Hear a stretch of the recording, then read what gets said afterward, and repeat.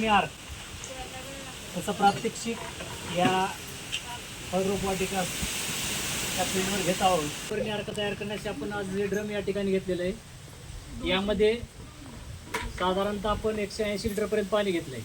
किती? 180. त्यासाठी लागणाऱ्या ज्या 10 वनस्पती आहेत, यामध्ये आपण पहिल्यांदा जे कडुलिंब आहे, ते कडुलिंबाचं प्रमाण आपल्याला 200 लिटरसाठी 5 किलो ठेवावं लागतं. किती? तुम्ही सर्वांनी केलेले 5 किलो.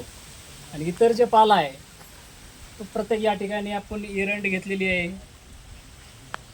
त्यानंतर करंज, कणेर, धोत्रा, त्यानंतर या ठिकाणी बेल घेतलेलं आहे. त्याचबरोबर या ठिकाणी आपण रुई घेतलेली आहे, सीताफळाचा पाला घेतलेला आहे. त्यानंतर आपल्या परिसरात आढळणारी जी गुळवेल आहे, पलीकडे आपण टणटणी आहे आणि पपई.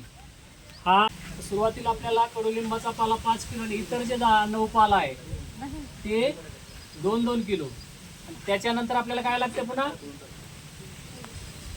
एक मिरचीचा 1 ते 1.5 किलोचा हिरवी मिरची, लसूण या ठिकाणी आपण घेतलेलं आहे, त्याचा ठेसा करून घेतलेला आहे.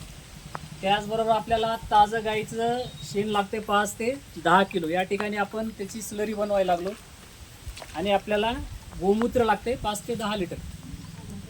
त्या कॅनमध्ये आपण गोमूत्र ठेवलेलं आहे, ह्याच्यामध्ये मिक्स करायचे. आपण एरंडीचा पाला टाकत आहोत. घ्या, हा सगळा पाला आपण बारीक करून घेतलेला आहे या ठिकाणी. तिचं चांगलं विघटन व्हावं. ते किती दिवसापर्यंत ठेवावं लागतं आपल्याला? साधारण 30 ते 35 दिवसापर्यंत याला पूर्ण झाकण करून घ्यावं लागतं. आणि सकाळ संध्याकाळ हे पूर्ण द्रावण आपल्याला 5 ते 10 मिनिट ढवळावं लागतं, जेणेकरून त्याचं चांगल्या प्रकारे विघटन होईल.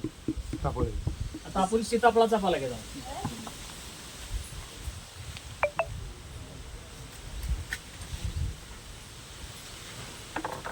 त्यानंतर रुईचा पाला 2 किलो.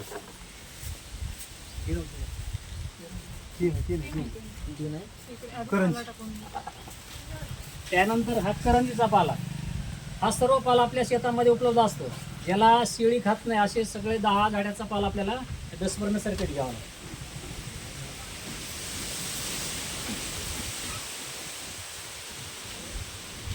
त्यानंतर या ठिकाणी बेलाचं पाला.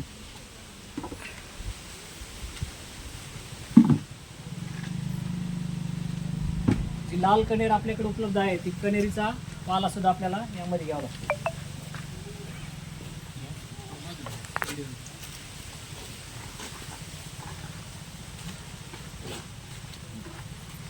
कडुलिंबाचा पाला. त्यानंतर हा धोत्रा जो आपल्याकडे आहे,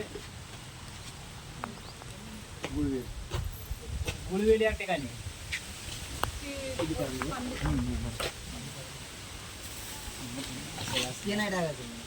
टाकायचे.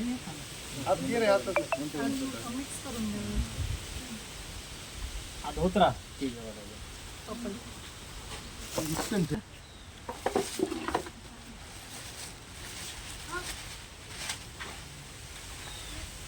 त्यानंतर टणटणी. हे सर्व 10 झाडाचा पाला आपण यामध्ये मिक्स केलेला आहे. यानंतर आपल्याला हिरव्या मिरचीचा ठेसा आहे, मिरचीचा जो ठेसा या ठिकाणी टाकला. त्यानंतर लसण.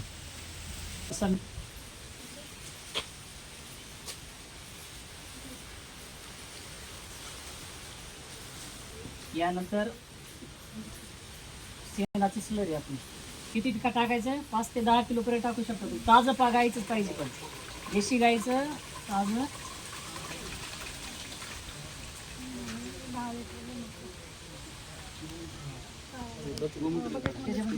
शेवटचं या ठिकाणी गोमूत्र टाकत आहोत.